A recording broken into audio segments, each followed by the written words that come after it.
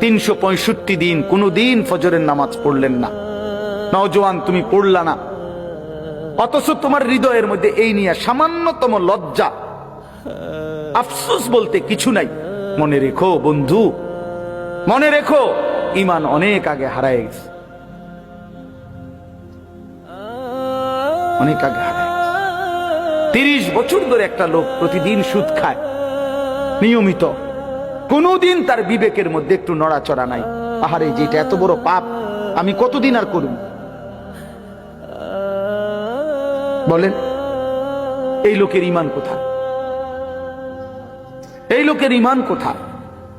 প্রতিদিন গালি দেয়, প্রতিদিন মন্দ বলে, দিনের পর দিন নারী ছবি, মদ, জুয়া, অশ্লীল ছবি, মোবাইলের অশ্লীল দৃশ্য, এর মধ্যেই তোমার রাত কাটে, এর মধ্যেই দিন কাটে। তাহলে দোস্ত, ঈমান কোথায়?